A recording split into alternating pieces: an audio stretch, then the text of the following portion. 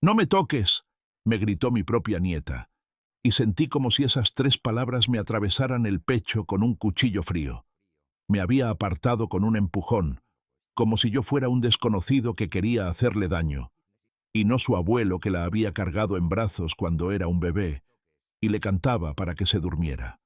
No dije nada.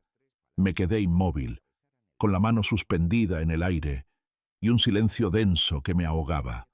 Ese día entendí que algo se había roto, algo que quizá ya no tendría arreglo. Escucha esta historia hasta el final, y dime qué harías tú en mi lugar. Y cuéntame también desde qué ciudad me estás escuchando. Para que entiendas cómo llegué a ese momento, tengo que contarte desde el principio. Mi vida siempre fue sencilla, marcada por el trabajo duro y la familia. Nací en un pueblo pequeño del interior, de esos donde todos se conocen, donde las campanas de la iglesia marcan el ritmo de la vida y el aroma del pan recién horneado se mezcla con el polvo de las calles sin asfaltar. Mi padre era carpintero y mi madre, ama de casa, pero también ayudaba en la huerta y cuidaba gallinas. Yo aprendí desde chico que en esta vida nada se regala, que todo se gana con el sudor de la frente y la palabra empeñada. A los 17 años me fui a trabajar a la capital como ayudante de albañil. La primera vez que vi un edificio de más de 3 pisos, me quedé mirándolo como si fuera un milagro. Empecé cargando ladrillos, acarreando arena, haciendo la mezcla bajo el sol abrasador. Con el tiempo, aprendí el oficio y me gané la confianza de los maestros mayores. Nunca tuve estudios universitarios, pero sabía levantar una pared derecha y firme, colocar un techo sin que goteara y construir una casa desde sus cimientos hasta la última mano de pintura. En una de esas obras conocí a Julia, la que sería mi esposa durante más de 40 años. Era hija de un proveedor de materiales. Venía a veces con su padre a traer bolsas de cemento o rollos de alambre. Tenía una sonrisa franca y unos ojos oscuros que parecían entenderlo todo, sin necesidad de palabras. Nos casamos en la iglesia de su barrio, con una fiesta modesta en el patio de su casa, pero con música, comida abundante y el calor de toda la familia. Poco después nació nuestro hijo, Martín. Recuerdo que cuando lo tuve por primera vez en mis brazos, juré que haría todo lo posible para que no le faltara nada. Trabajé de lunes a sábado y, muchas veces, los domingos también. Me levantaba antes del amanecer, tomaba café con pan duro y salía a la obra. Con Julia ahorrábamos cada peso que podíamos, soñando con comprar un terreno y levantar nuestra propia casa. Después de 7 años de esfuerzo, lo logramos. Era un lote en las afueras, lejos del centro, pero con espacio suficiente para la casa y un pequeño jardín. Construí cada pared con mis manos, ayudado por amigos y vecinos. Julia traía mate y tortas fritas para todos, y hasta Martín, con sus 5 años, llevaba baldes pequeños con agua o juntaba clavos del suelo para que nadie se lastimara. Esa casa fue nuestro orgullo, el lugar donde crecimos como familia, donde celebramos cumpleaños, navidades y donde velamos a mis padres cuando partieron. Los años pasaron y Martín se hizo hombre. Estudió contaduría, se casó con Laura y tuvieron 2 hijas, Sofía y Camila. Cuando nacieron, mi corazón se llenó de un amor nuevo. Ser abuelo es diferente. Uno ya no tiene la prisa de la juventud y cada gesto, cada sonrisa, se disfruta como un regalo. Yo les hacía juguetes de madera, las llevaba de la mano a la plaza, les contaba historias antes de dormir cuando se quedaban a dormir en casa. Pero con el tiempo, las visitas empezaron a espaciarse.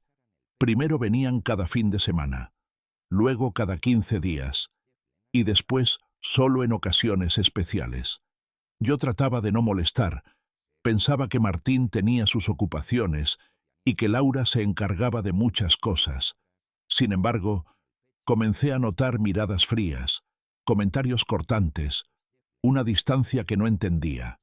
A veces me decía a mí mismo que eran ideas mías, pero en el fondo sabía que algo estaba cambiando. Una tarde, en el cumpleaños número 12 de Sofía, fue cuando pasó. Había llegado temprano, con una caja envuelta en papel de colores.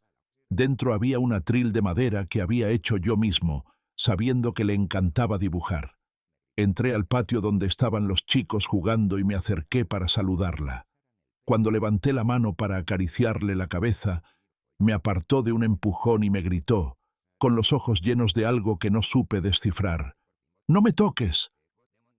El silencio que siguió fue brutal. Algunos familiares se quedaron mirándome con incomodidad. Otros fingieron no haber visto nada. Martín no dijo nada. Laura sonrió con esa sonrisa seca que no llega a los ojos. Yo me quedé quieto, sosteniendo el regalo, sintiendo que todo mi cuerpo se había vuelto de piedra.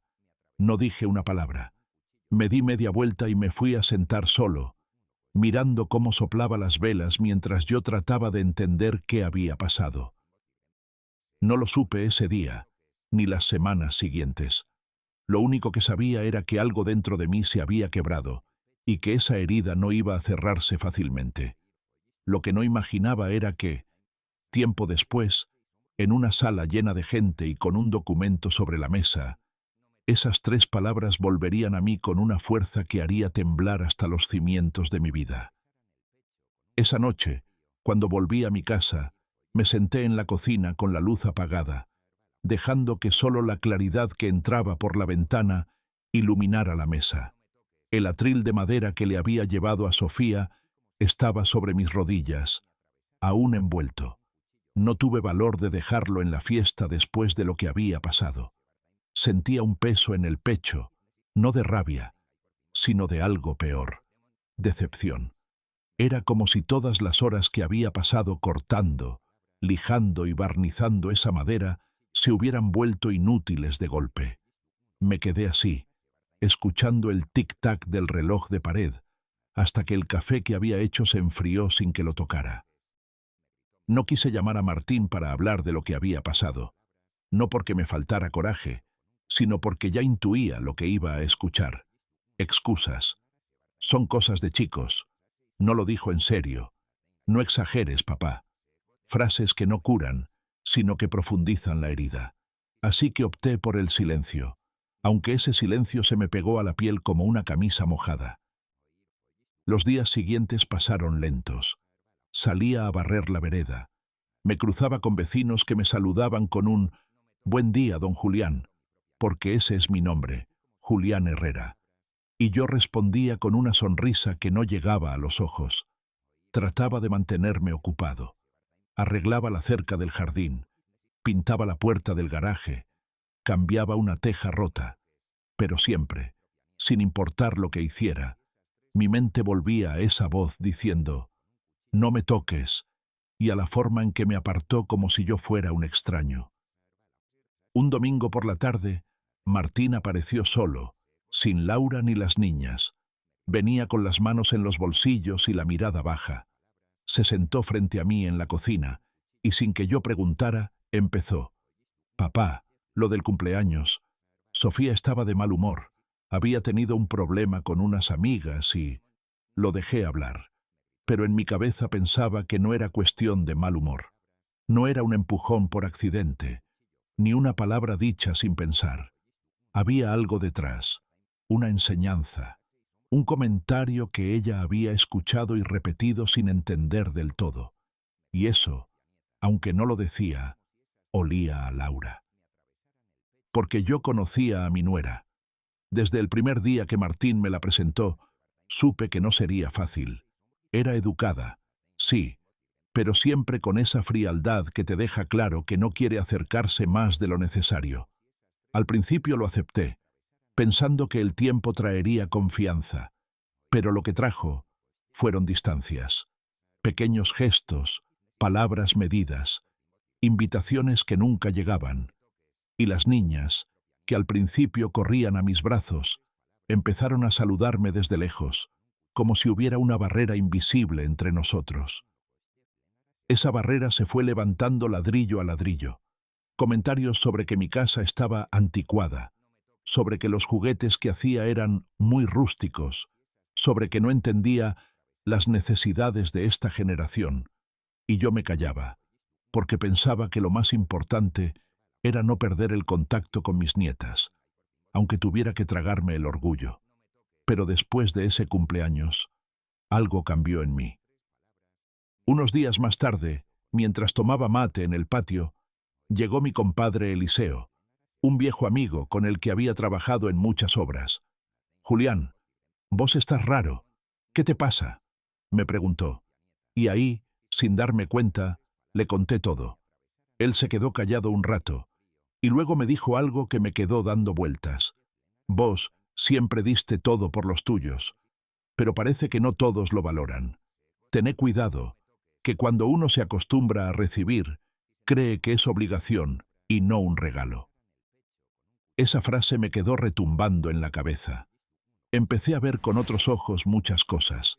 Las visitas de compromiso, las llamadas que siempre tenían un favor de por medio, los silencios cuando yo hablaba de mis recuerdos, y lo peor, el desinterés por mi historia, por mi vida, como si yo solo fuera una presencia en la sombra, útil cuando había que cuidar a las niñas o prestar alguna herramienta.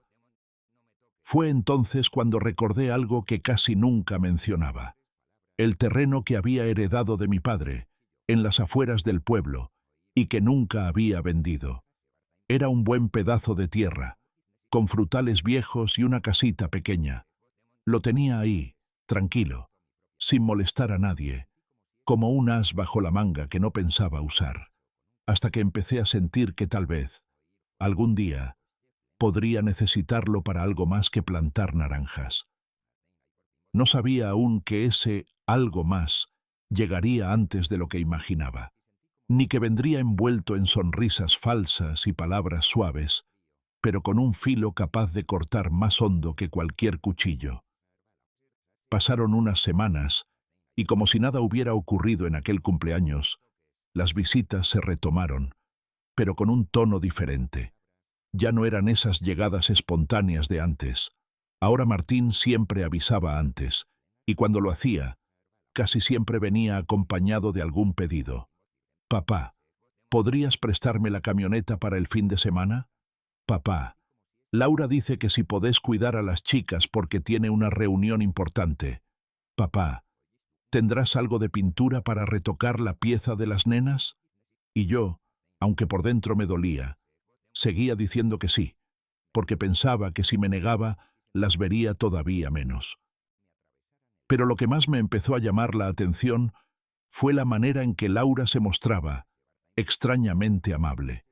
Cada vez que venían, me traía algún pan dulce de la panadería nueva del centro, o una bandeja de empanadas.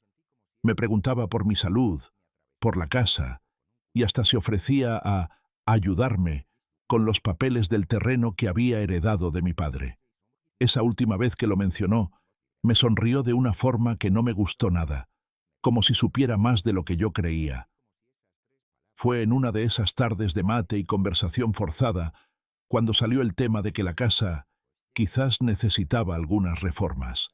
Martín lo dijo como quien comenta el clima, pero yo lo miré fijo, esperando que explicara.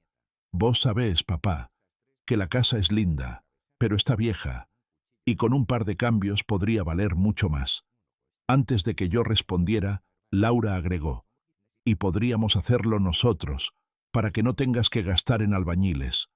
Total, Martín sabe de números, y yo puedo encargarme de los detalles». Me quedé callado, no porque no tuviera que decir, sino porque quise escuchar hasta dónde llegaban. Martín, como si no hubiera notado mi silencio, siguió: «De hecho, estábamos pensando, cuando vos ya no quieras vivir solo, podríamos mudarnos acá. Así estaríamos cerca y podríamos cuidarte, y vos te quedarías tranquilo». Ahí entendí todo. No era solo cuestión de reformas o de estar cerca. Había un plan, y ese plan me tenía a mí como pieza movible, como si mi vida pudiera reorganizarse para encajar en sus conveniencias.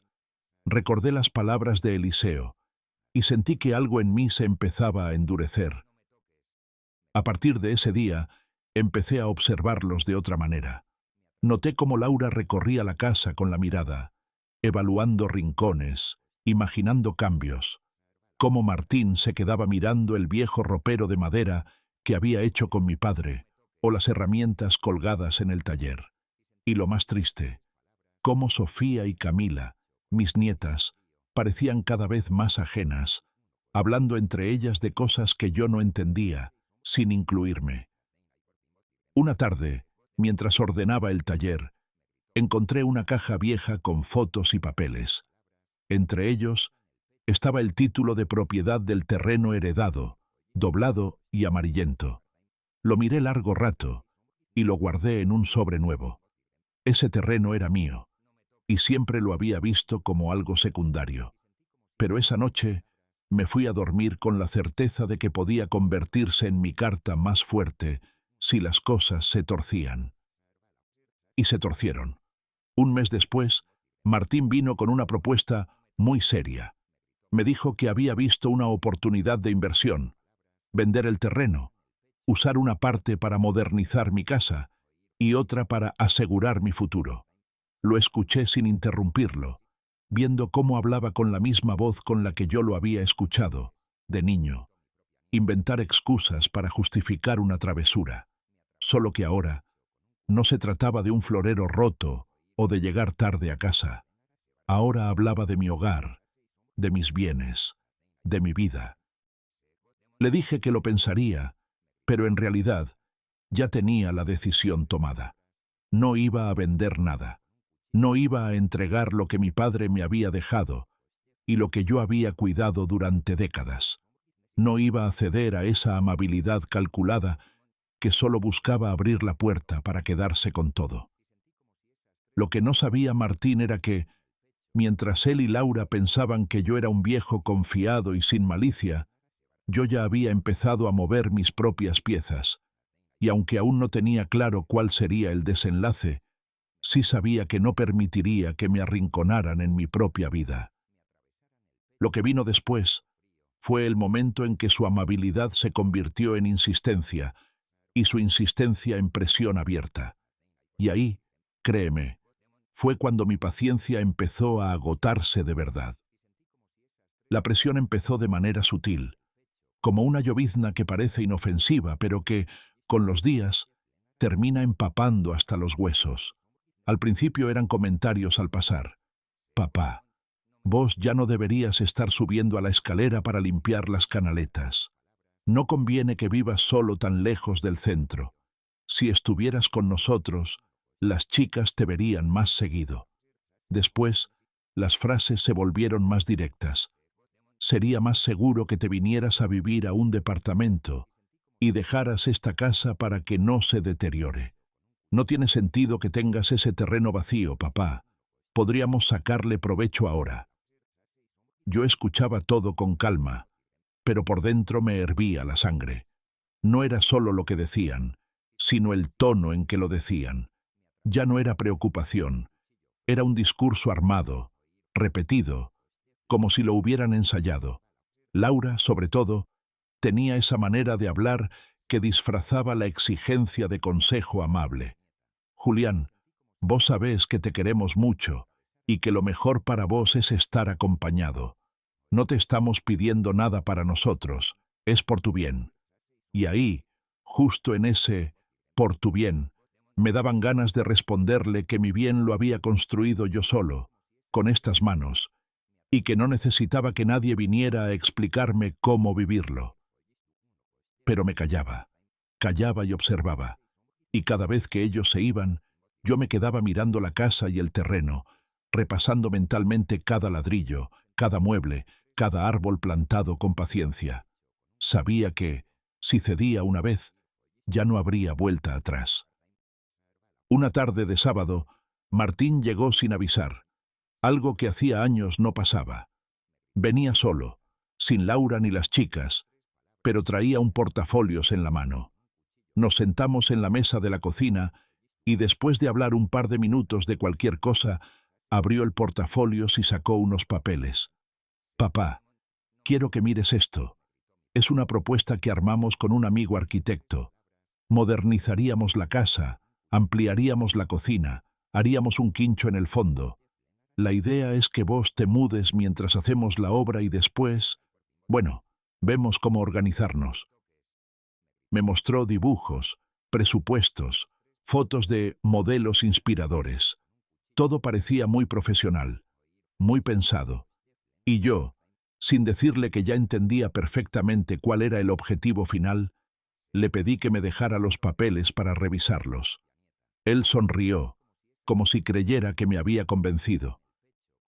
Esa noche no dormí, no porque me preocupara lo que proponían, sino porque empecé a pensar en serio que había llegado el momento de proteger lo mío.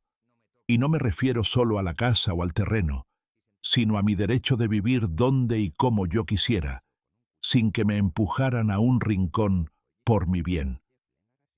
Al día siguiente llamé a Eliseo. Compadre, necesito que me recomiendes un abogado de confianza, pero que sea discreto. Él no preguntó más de la cuenta. Me dio el nombre de un viejo amigo suyo, el doctor Salvatierra, que había llevado casos de herencias y propiedades en el pueblo.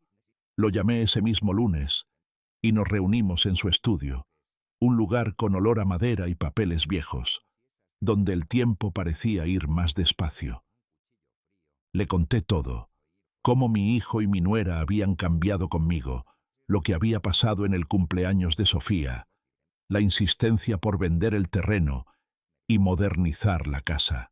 Él me escuchó sin interrumpir, tomando notas en una libreta. Cuando terminé, se quedó en silencio unos segundos y luego dijo: «Don Julián, usted no solo puede proteger lo que es suyo, sino que puede asegurarse de que nadie pueda forzarlo a nada en el futuro. Pero hay que actuar antes de que firmen o muevan algo en su nombre». Salí de esa reunión con una mezcla rara de alivio y tristeza. Alivio porque sabía que aún tenía las riendas de mi vida. Tristeza porque no pensé que llegaría el día en que tendría que defenderme de mi propia familia. Decidí que no les diría nada todavía. Iba a dejar que siguieran creyendo que tenían todo bajo control, que yo era ese viejo tranquilo y confiado que asentía a todo. Mientras tanto, por detrás, iba a dejar listo un movimiento que cambiaría por completo las piezas del tablero. Y aunque todavía no lo sabía, ese movimiento tendría su primer detonante en un almuerzo familiar, en el que Laura cometió un error que me dio la certeza de que había que hacerlo, y hacerlo pronto. Ese almuerzo fue un domingo de cielo despejado, de esos en que el aire huele a pasto recién cortado y a pan casero. Laura había insistido en que lo hiciéramos en mi casa, porque así las chicas podían correr en el patio. Acepté, aunque en el fondo intuía que la invitación traía algo más que ganas de comer juntos. Me levanté temprano. Preparé un estofado como los de antes, con carne tierna, papas, zanahoria y un buen vino para acompañar. Puse la mesa en el comedor grande, ese que solo se usa en ocasiones especiales, con el mantel que había bordado Julia hace tantos años. Llegaron cerca del mediodía. Martín con una botella de vino, Laura con una sonrisa amplia y las niñas corriendo detrás. Los saludé a todos y por un rato las cosas parecieron normales. Hablamos de temas triviales, de la escuela de las chicas, del calor que se venía en el verano. Yo me guardaba mis reservas, observando con calma, esperando a que surgiera el verdadero motivo de esa reunión. No tardó mucho. Entre plato y plato, Laura dejó el tenedor sobre el borde del plato y me miró con esa expresión que usaba cuando iba a lanzar algo importante disfrazado de sugerencia. «Julián, estuve pensando», empezó. «¿Sabes que el terreno que heredaste podría darnos una buena base para asegurar el futuro de todos?» Martín se acomodó en la silla, como si estuviera esperando ese momento. «Podríamos venderlo ahora que el precio está alto, y con esa plata modernizar la casa y, bueno, quizá hasta hacer una parte para vos, con todas las comodidades». Yo fingí interés. «¿Y por qué tanta prisa?», pregunté mientras partía un pedazo de pan. Laura no titubeó. «Porque estas oportunidades no se repiten, y si esperamos, quizá el valor baje. Además, vos ya no estás para cuidar un terreno así, y menos para andar ocupándote de trámites. Ahí fue cuando cometió el error. Entre sorbo y sorbo de vino sin darse cuenta, dejó escapar: si lo hacemos rápido, podríamos tener todo listo antes de fin de año, y así las chicas podrían instalarse aquí cuando empiecen la secundaria. Se dio cuenta demasiado tarde de lo que había dicho y trató de corregirse. Quiero decir, nosotros podríamos organizarnos mejor. Pero yo ya había escuchado lo que necesitaba.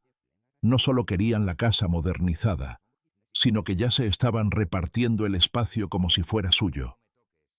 Sonreí, como si no hubiera notado nada. Cambié de tema, les serví más estofado, y la conversación volvió a lo superficial. Pero por dentro, algo en mí se endureció del todo. Ese mismo día, cuando se fueron, saqué del cajón del aparador una carpeta donde guardaba los papeles importantes. Allí estaban los títulos del terreno, la escritura de la casa y algunos ahorros que tenía invertidos en un plazo fijo. Me senté con todo eso en la mesa y supe, sin lugar a dudas, que había llegado el momento de actuar. Esa misma semana pedí otra reunión con el doctor Salvatierra. Le dije que quería dejar todo en orden: testamento, disposiciones y un plan para proteger lo mío mientras estuviera vivo. Él me miró serio y me dijo: «Don Julián, si quiere que nadie lo presione ni lo manipule, hay que ser claro y dejar las cosas por escrito, con condiciones». Salimos de ahí con un borrador de testamento que no solo repartía mis bienes, sino que incluía algo que yo consideraba aún más importante: las reglas. Nada de herencias anticipadas, nada de regalos disfrazados de préstamos, y nada para quien no me mostrara respeto. Esa noche dormí tranquilo por primera vez en meses, no porque el problema estuviera resuelto, sino porque ya sabía que, cuando llegara el momento, yo tendría la última palabra. Y lo que ellos no imaginaban era que esa palabra iba a decirse en voz alta, delante de todos. El momento llegó antes de lo que pensaba. Un par de meses después, recibí una llamada inesperada de mi primo Ernesto, que vive en la ciudad vecina. Me contó que había una reunión familiar grande porque su madre, mi tía Rosario, cumplía 80 años, y que querían que yo fuera. Me dio la dirección de un salón comunitario que habían alquilado y me dijo que casi toda la familia iba a estar presente. Incluso, agregó con cierta picardía: «Martín ya me confirmó que va con Laura y las chicas. Hace tiempo que no se juntan todos, ¿no?». Acepté sin dudarlo. Algo en mi interior me dijo que ese podía ser el escenario perfecto para poner las cartas sobre la mesa. No lo había planeado así, pero la idea empezó a crecer en mi cabeza. Si tenía que dar un mensaje claro, mejor que fuera frente a testigos, para que no hubiera lugar a malentendidos ni versiones torcidas. La semana anterior a la reunión me senté con el doctor Salvatierra y revisamos cada detalle del testamento y las disposiciones que habíamos preparado. Le pedí una copia impresa, con su sello y firma, y la guardé en un sobre grande de color crema. El papel tenía un peso extraño en mis manos, como si llevara dentro no solo letras y firmas, sino años de silencios y desengaños. El día del cumpleaños me levanté temprano, me afeité con calma, lustré mis zapatos y me puse la camisa blanca que Julia me había regalado en nuestro 20º aniversario. No era por vanidad, sino porque quería presentarme con la dignidad que siempre había intentado conservar, incluso en los peores momentos. Salí con tiempo, llevando el sobre bajo el brazo, y llegué al salón antes que la mayoría. Poco a poco fueron llegando los familiares, con risas, abrazos y el bullicio típico de esas reuniones. Martín llegó con Laura y las chicas alrededor del mediodía. Me saludaron como siempre. Martín con un apretón rápido de mano, Laura con un beso en la mejilla y esa sonrisa que no me convencía, y las niñas con un «Hola, abuelo», que sonaba mecánico. No les guardaba rencor, pero tampoco iba a fingir que todo estaba bien. La comida fue abundante: empanadas, asado, ensaladas de todo tipo, y un vino mendocino que corría generoso en las copas. Todos charlaban animadamente, pero yo esperaba el momento oportuno. No quería interrumpir con brusquedad. Prefería que el ambiente estuviera relajado, que la atención llegara de forma natural. Cuando trajeron la torta y apagaron las luces para que todos cantaran el feliz cumpleaños a la tía Rosario, supe que el instante se acercaba. Después de los aplausos y las fotos, Ernesto, que conocía mi intención, pidió silencio y dijo: «Julián quiere decir unas palabras». Me puse de pie despacio, sentí todas las miradas clavadas en mí y tomé aire. «Familia», empecé, «hoy estamos para celebrar la vida de la tía Rosario, y no quiero robarle protagonismo, pero también quiero aprovechar que estamos todos reunidos, porque hay algo importante que debo dejar en claro, aquí y ahora, para que nadie diga después que no lo sabía». Pude ver cómo Laura se enderezaba en su silla, con los ojos muy atentos, y cómo Martín fruncía ligeramente el ceño. Saqué el sobre del saco y lo puse sobre la mesa. «Aquí», continué, «está el testamento que acabo de firmar. No voy a leerlo entero, porque no es el momento para hablar de números ni propiedades. Pero sí voy a decir una cosa. Todo lo que he trabajado en mi vida irá a las manos de quien me respete y me trate con dignidad. Y que quede claro, no me refiero solo a palabras bonitas cuando conviene, sino a hechos». El silencio fue absoluto. Algunos familiares miraban con curiosidad, otros con incomodidad. Yo mantuve la voz firme. Si alguien cree que puede acercarse a mí solo por interés, está equivocado. No habrá herencia para quien me ignore, me aparte o me haga sentir que no pertenezco. Y eso lo firmo, aquí y ahora, con todos ustedes de testigos. Sentí un murmullo recorrer la mesa y vi cómo Laura apartaba la mirada, con las mejillas tensas. Sofía y Camila me miraban sin entender del todo, pero Martín me observaba con una mezcla de sorpresa y algo que no supe si era rabia o vergüenza. No dije más. Guardé el sobre otra vez en el saco. Levanté mi copa y brindé por la tía Rosario. Pero en mi interior supe que, en ese salón, entre el aroma del asado y el murmullo de la sobremesa, acababa de trazar una línea que no pensaba borrar.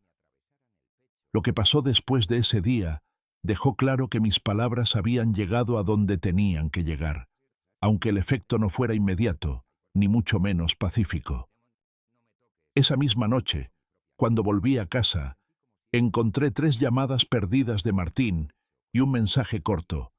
«Papá, tenemos que hablar. No podés hacer esto así». No le contesté. Me preparé un mate, me senté en el patio bajo la parra y escuché los grillos. No tenía apuro. Sabía que tarde o temprano iba a venir, y cuando lo hiciera, yo ya estaría listo. No pasó ni un día. El lunes a la tarde, mientras estaba arreglando una puerta que se trababa, escuché el timbre. Era Martín, solo. No traía su habitual postura confiada. Esta vez estaba rígido, con el ceño fruncido y un gesto que intentaba disimular nervios. Entró sin esperar a que lo invitara, como hacía años que no pasaba, y se sentó en la mesa de la cocina. «Papá», empezó, mirando el mantel como si las flores bordadas fueran más interesantes que mi cara. «Lo del otro día fue innecesario». Yo no respondí. Abrí el termo, cebé un mate y se lo pasé. No lo tomó, solo lo dejó en la mesa. «Quedaste mal frente a toda la familia», continuó. Laura se sintió atacada. Las chicas no entendieron nada. «Entonces explícales», le dije sin alzar la voz. «Explícales por qué su abuelo tuvo que decir en público lo que ustedes ya sabían en privado». Se removió en la silla, incómodo. «Papá, no es justo. Nosotros solo queremos ayudarte». Ahí sí lo miré fijo. ¿Ayudarme? ¿Es ayudarme querer vender lo que mi padre me dejó sin siquiera preguntarme si quiero? ¿Es ayudarme decidir dónde voy a vivir como si yo fuera un mueble? ¿O enseñarle a mi nieta a apartarme como si fuera un extraño? No dijo nada. La tensión en la cocina era como un hilo tirante a punto de romperse. «Yo no voy a discutir más, Martín», seguí. «Lo que dije en la reunión es lo que está escrito, y lo que está escrito es lo que se va a cumplir. Así que», empezó, pero se detuvo. «Así que si quieren estar en mi vida, será con respeto», interrumpí. «Y si no, está todo bien, pero no esperen nada más de mí». Se levantó despacio, como si cada movimiento le pesara. Antes de irse me dijo: «Papá, te estás cerrando solo. Después no digas que nosotros no intentamos». Lo vi salir por la puerta sin mirar atrás, y en ese momento, más que enojo, sentí una extraña calma, porque por primera vez en mucho tiempo no tenía miedo de quedarme solo. Esa misma semana, el doctor Salvatierra me llamó para avisarme que todos los papeles estaban ya registrados. No había marcha atrás. Yo me quedé mirando la carpeta cerrada sobre la mesa y pensé que ese documento, más que un testamento, era mi escudo.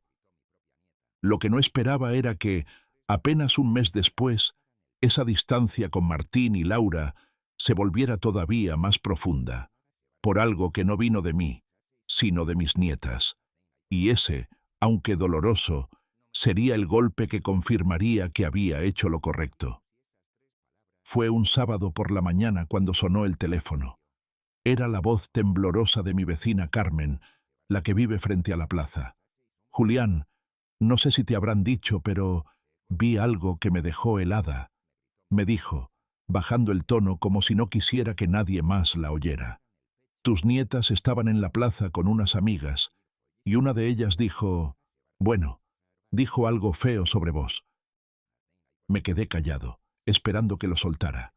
Comentaron que su abuelo es raro y que su mamá les dijo que no se acerquen mucho. Lo dijo Sofía, delante de todos. La frase me cayó como un ladrillo en el estómago. No me sorprendió del todo. Ya había notado las miradas esquivas, los abrazos cada vez más fríos. Pero escucharlo de boca de alguien más, con esas palabras, fue como recibir una confirmación cruel. Le agradecí a Carmen por decírmelo y colgué. Me quedé un buen rato con el teléfono en la mano, mirando el piso, sintiendo cómo la tristeza me quemaba por dentro. Decidí no llamar a Martín. Sabía que si lo hacía, me encontraría con justificaciones, culpas trasladadas o, peor aún, un tono de condescendencia. Así que opté por callar y observar. Quería ver hasta dónde llegaría todo esto. Al día siguiente, sin avisar, pasé por la casa de Martín. Llevaba unas bolsas con naranjas del terreno y un par de juguetes de madera que había hecho para las chicas. Cuando abrí la reja, Sofía me vio por la ventana y en lugar de salir a saludarme como antes, corrió hacia adentro. Minutos después apareció Martín en la puerta. «Papá, justo íbamos a salir. No es buen momento», me dijo, con esa voz seca que no deja lugar a insistencias. No vi a las niñas, ni siquiera asomadas. Volví caminando despacio, con las bolsas cada vez más pesadas en las manos. El sol me daba en la cara, pero yo sentía frío. Entendí que ya no era un malentendido, ni una etapa. Me estaban apartando de manera consciente, como quien va cerrando una puerta de a poco para que el otro no se dé cuenta, hasta que ya es tarde. Esa noche, en mi mesa, puse frente a mí el testamento. Lo abrí y lo leí entero, línea por línea. Cuando llegué a la parte donde dejaba en claro que mis bienes irían a quien me respetara y cuidara, sentí una mezcla de tristeza y determinación. No iba a cambiar ni una coma. Si algo me quedaba claro, era que el respeto no se negocia, ni siquiera con la sangre de uno. Pasaron unas semanas en silencio, ni llamadas, ni visitas. Pero un día me encontré con Camila, la menor, en la tienda del barrio. Venía con una amiga, y al verme, me saludó bajito. «Hola, abuelo», y me abrazó rápido, como con miedo de que alguien la viera. Fue un gesto pequeño, pero para mí significó todo. Ahí supe que, aunque estuvieran repitiendo palabras de otros, En el fondo todavía había un vínculo que no se había roto del todo. Esa chispa sería la que encendería lo que vendría después, porque pronto llegaría un momento en el que, frente a toda la familia, esa verdad saldría a la luz, y nada volvería a ser igual. Ese momento llegó un domingo de verano, cuando mi hermana Teresa me llamó para invitarme a un almuerzo grande en su casa. Me dijo que había hablado con Martín y que él también iba a ir con Laura y las chicas. Hace mucho que no se juntan todos, Julián, y me gustaría que arreglen las cosas, insistió. Acepté, aunque sabía que una comida no iba a borrar lo que había pasado. Sin embargo, sentí que podía ser una oportunidad para, por lo menos, escuchar de su propia boca lo que nunca me habían querido decir de frente. Llegué temprano, como siempre. Teresa ya estaba moviéndose entre ollas y fuentes, con el aroma a guiso de lentejas llenando toda la casa. Puse una botella de vino sobre la mesa y me quedé charlando con ella hasta que comenzaron a llegar los demás. A media tarde apareció Martín con Laura y las chicas. Me saludaron con un beso rápido y se sentaron en la mesa larga del comedor. Yo observé en silencio, como si fuera un invitado más. Durante un rato, las conversaciones fueron superficiales. El clima, la escuela, algún chisme del barrio. Pero en cuanto Teresa se levantó para traer el postre, Laura aprovechó. «Julián», dijo, con esa voz dulce que siempre precedía a algo envenenado. «Estuvimos hablando con Martín y creemos que sería bueno retomar el tema del terreno y de tu casa. No es por insistir, pero no podemos dejar que se deteriore lo que tanto te costó». Martín asintió, evitando mi mirada.